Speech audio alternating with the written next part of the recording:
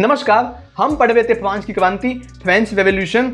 इसके पहले हमने फ्रांस की क्रांति से संबंधित 3 वीडियो ला चुके हैं, जहां हमने बताया था कि फ्रांस की क्रांति के कारण क्या क्या थे, कैसे प्रारंभ हुई और कैसे फ्रांस की क्रांति एक मोनार्की से जो है मिलिट्री शासन में तब्दील हुई।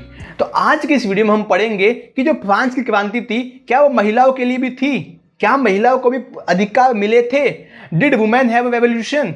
देखिए, महिलाओं को थोड़े बहुत अधिकार मिले थे, पढ़ने के अधिकार मिले थे, काम करने का अधिकार मिले थे, किंतु महिलाओं को जो मतदान करने का अधिकार था, जो राजनीतिक अधिकार थे, जो पॉलिटिकल राइट्स थे, वो नहीं मिले थे। आपको ये घटना तो याद ही होगी कि सभी महिलाएं जो है अपना रैली निकाल रही, मार्च निकाल रही। 5 अक्टूबर 1789 की घटना है कि सभी लोग गए व्यवसाय के पैलेस पे, वहां के राजा पे जाके धावा बोल दिया और राजा को अपने साथ उठा के पेरिस में एक महल में लेके आगे रख दिया, जिसको टेविलिए का महल कहते हैं। वहां पे लेके आगे राजा को रख दिया। अभी वहीं पे राजा जो है रहने लगा था।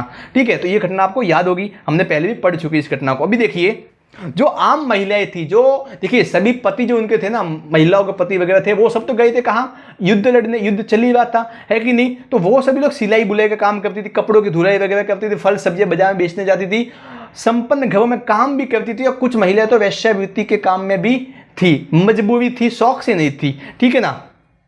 देखिए क्या हुआ कि भाई महिलाओं को कोई अधिकार था ही नहीं, न तो पढ़ने लिखने का अधिकार था, न ही व्यावसायिक प्रशिक्षण मतलब काम करने का, काम सिखाने का कोई अधिकार नहीं था, कुछ कोई मौके ही नहीं थे महिलाओं के लिए। लेकिन जब 1791 में संविधान में भी क्या हुआ कि महिलाओं को निष्क्रिय नागरिक का दर्जा दिया गया। जब 1701 में थोड़ी बहुत महिलाओं को उम्मीद थी कि भाई नया संविधान बना है, कुछ हमको अधिकार मिल जाएंगे। लेकिन जैसे ही महिलाओं को पता चला कि भाई जो नया संविधान बना 1791 में, उसमें भी महिलाओं को निष्क्रिय नागरिक मतलब कि वोट नहीं दे सकती महिलाएं, बड़ा धक्का लगा महिलाओं को। लेकिन क्या कर, कुछ कर नहीं पाई महिला उस समय। इसके बाद देखिए, अभी जो सरकार थी, सरकार ने कुछ इंतजाम किए थे महिलाओं के लिए, जैसे कि उनको जो मूलभूत आवश्यकताएं थी उसके लिए प्रबंध किए थे। जैसे कि सरकारी विद्यालयों की स्थापना की थी, स्कूल की शिक्षा अनिवार्य कर दी थी, शादी के लिए बाध्य नहीं। जो पहले क्या होता था कि पिता लड़कियों को कहता था कि जबरदस्ती करता था कि तुमको शादी करनी ही पड़ेगी, लेकिन सरकार ने नियम बना दिया कि अब कोई भी लड़की को शादी के लिए बाध्य नहीं किया जाएगा, है कि नहीं? इसके बाद जो शादी होगी उसका पंजीकरण होगा ताकि कोई धोखा न दे सके। इसके बाद जो तलाक होगा वो कानूनी ढंग से तलाक होगा, ऐसे नहीं कि तलाक तलाक कह के, ऐसा तलाक नहीं होगा, कानूनी ढंग से प्रॉपर तलाक होगा। इसके बाद जो व्यावसायिक प्रशिक्षण था वो भी दिया जाने लगा ताकि महिला अपने पांवों पर खड़ी हो सके। लेकिन सबसे बड़ी बात यहाँ पे महिलाओं को मुख्य अधिकार होता है वोट देने का अधिकार, जिसके बल पे महिलाएं अपनी सरकार बना सकती थी। वो अधिकार अभी तक मिला ही नहीं। जब यही अधिकार नहीं मिला तो महिलाएं अपनी आवाज उठाएगी कैसे? क्योंकि भाई आवाज उठाएगी तभी तो अपनी सरकार बनाएगी। लेकिन सरकार बनाने के लिए उनको वोट देने का अधिकार था ही नहीं। यहाँ पे उनको निष्क्रिय नागरिक घोषित किया गया था। तो महिलाओं को इसलिए लड़ाई थी कि भी इनको वोटिंग का अधिकार मिले महिलाओं को। यहाँ पे देखिए महिला क्या काम कर, देखिए ये सब महिलाएं हैं, ये यहाँ पे बैक पे पार वोटी के लिए खड़ी है, लाइन में खड़ी है कि इनको पार वोटी जो है मिल जाए। यही जो है महिलाएं काम करती थी, लेकिन मुख्यतः उनको वोट देने का अधिकार अभी तक नहीं मिला था। अब देखिए, जब जैकोबिनो क्लब का शासन आया, जब जैकोबिनो की सरकार आई, तो उसने क्या किया कि जो महिलाओं के क्लब थे, जहाँ पे महिलाएं बैठ के चर्चा करती थी, उन सभी क्लब को बंद कर दिए गए थे।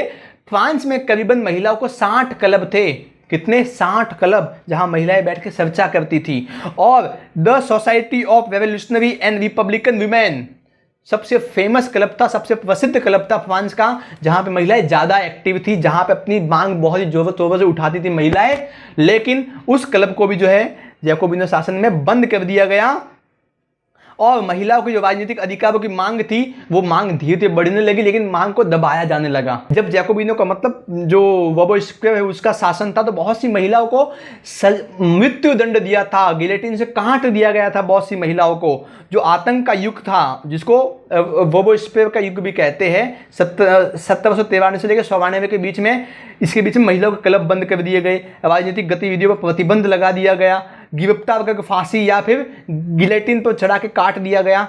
अंत में क्या हुआ देखिए, महिलाएं कितने 200-300 वर्षों से अपने वोटिंग के अधिकार की मांग कर रही थी। लेकिन फ्रांस में कब जाके महिलाओं को वोटिंग का अधिकार मिला? 1946 में महिलाओं को जाके अधिकार मिला वोटिंग का। भारत एकमात्र विश्व का ऐसा देश है जिसने जैसे ही पहला संविधान बनाया, उसी संविधान में सभी लोगों को इक्वली मतदान का अधिकार, वोटिंग का अधिकार दिया था। कि सभी लोग वोट कर सकते, जो 21 साल से ऊपर है वो सभी लोग वोट कर सकते, उसमें महिलाएं पुरुष सभी शामिल थे। फिर 1989 में राजीव गांधी ने वो 21 साल की उम्र घटा के 18 साल कर दी थी, ठीक है ना। तो इस प्रकार से महिलाओं का जो संघर्ष था ना, देखिए कब से महिलाएं 18वीं सदी से संघर्ष कर रही थी, 150 साल के बाद जाके उनको वोटिंग का अधिकार मिला, है कि नहीं। बहुत मुश्किल है भाई इतना सब्र रखना कि महिलाओं को, और यूरोप में महिलाओं को अभी ऐसे बहुत से ऐसे देश अभी भी जहां महिलाओं को जो है मतदान का अधिकार नहीं है। आई होप आपको आज का ये वीडियो पसंद आया होगा। आज के वीडियो में हमने महिलाओं से संबंधित फ्रांस की क्रांति हुई कि नहीं हुई वो हमने देखा था। अभी तो फ्रांस की क्रांति के 2 और वीडियो बाकी है, वो भी आप अच्छे से देखिएगा। धन्यवाद, मिलते हैं किसी अगले वीडियो में।